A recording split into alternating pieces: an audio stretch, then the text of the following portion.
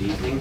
Good evening. My name is Judah Cohen, and I happen to be a resident of the Five Towns, and not a resident of Rockville Center.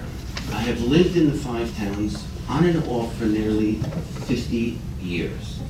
And I came here this evening to address comments that were actually made in this chamber, in front of this body, a short while ago before the holiday of Passover. I am here tonight to address those comments and to discuss in brief a little bit about what was said and not said that evening in front of this chamber.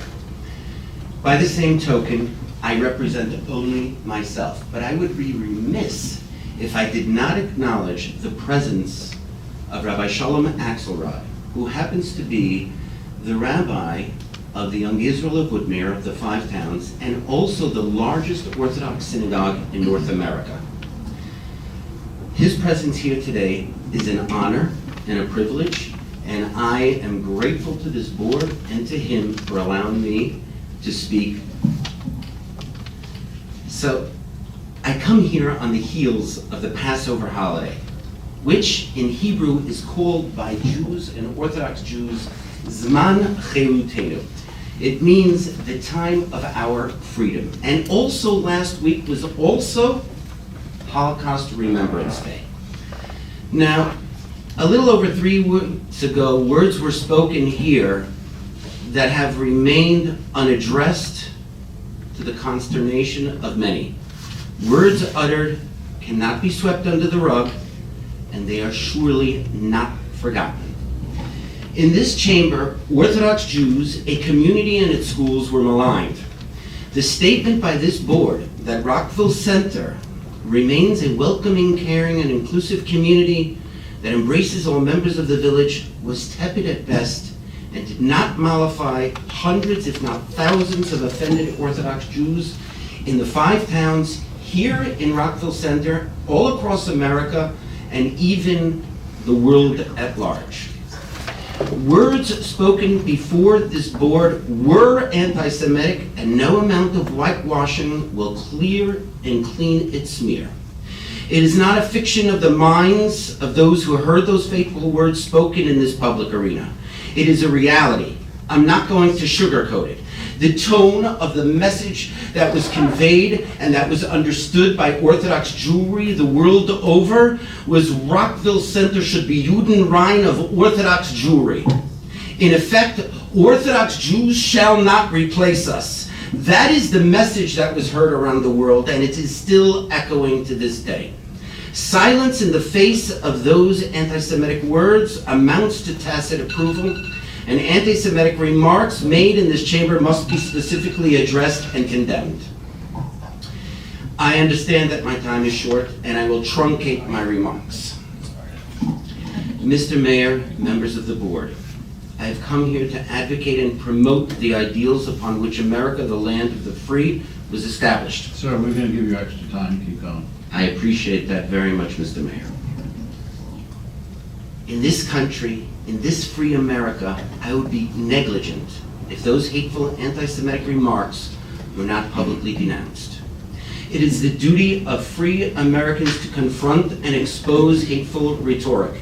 It is our responsibility to make certain that hate, prejudice, and bigotry, and yes, anti-Semitism, whether patent or latent, is forcefully condemned and uprooted. Yes, the Five Towns was mentioned here a short while ago as a cautionary tale to the residents of Rockville Center bemoaning some fantasized Rockwellian dream of a non-Orthodox Jewish neighborhood. Let me be clear.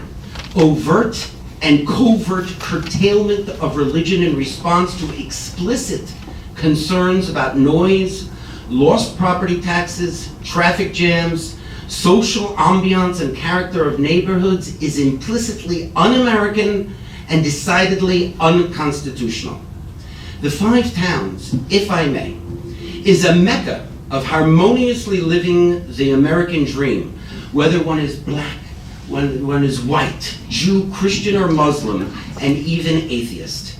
Its residents deserved better, especially from this neighboring elected board, when visibly Jewish Jews were defamed in this chamber.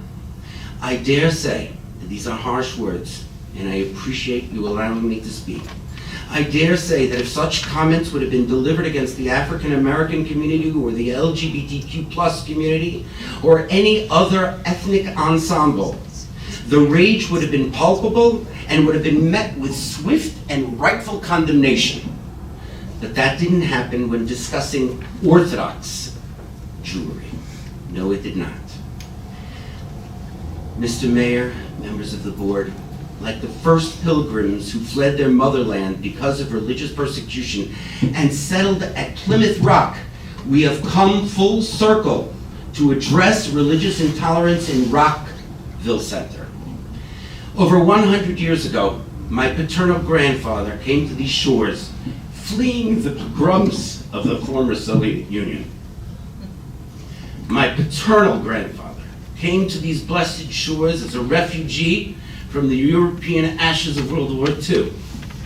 They came to America guided and welcomed by the lamp of liberty, crowned by 7 rays of light. Lady Liberty's corona is America's menorah.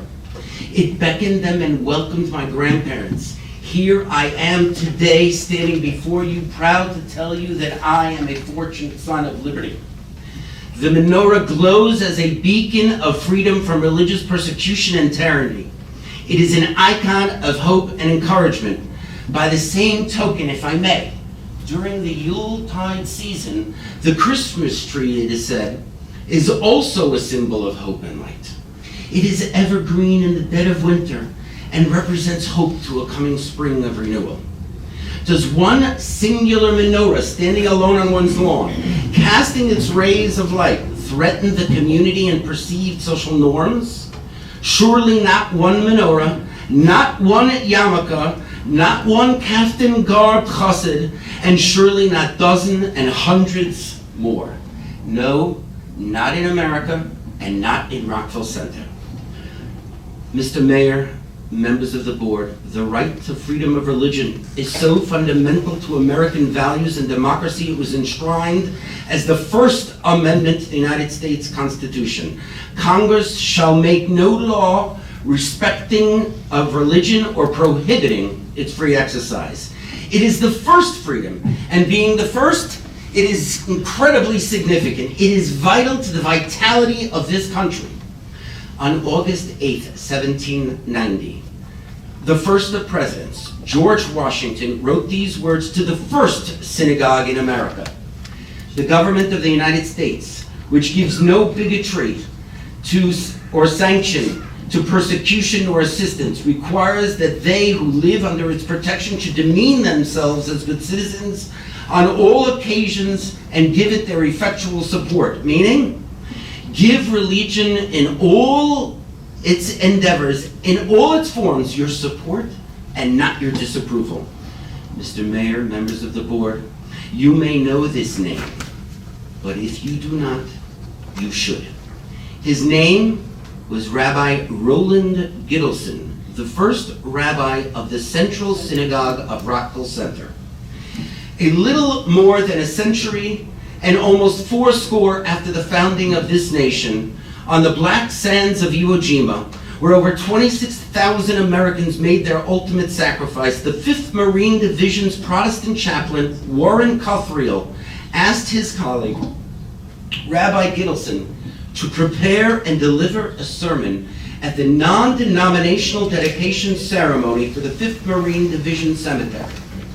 However, the prejudice of the day reigned as the other Protestant and Catholic chaplains expressed their concerns that a Jewish rabbi would be delivering the dedication sermon at a mostly Christian cemetery.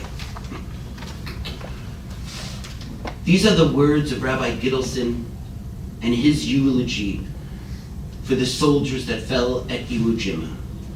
And if I could use and borrow a terminology from the 21st century, it went viral in 1945. And these are his words.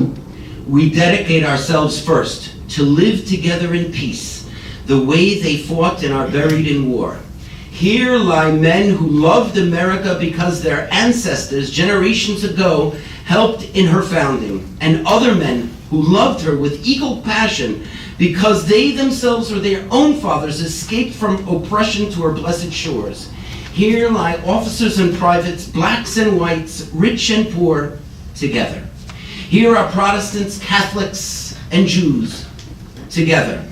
Here no man prefers another because of his faith or despises him because of his color.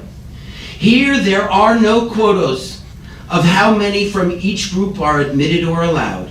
Among these men there is no discrimination, no prejudice, no hatred. Theirs is the highest and purest democracy.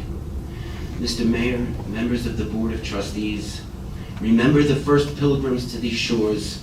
Recall the First Amendment. Remind yourselves of the words of our first president. Do not let the eulogy delivered by Marine Chaplain Rabbi Gittelsman of Rockville Center die here.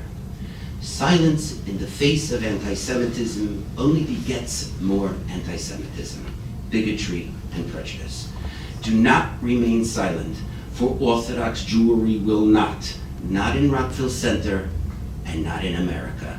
May God bless Rockville Center and these United States. Thank you so much for your time. Thank you very much.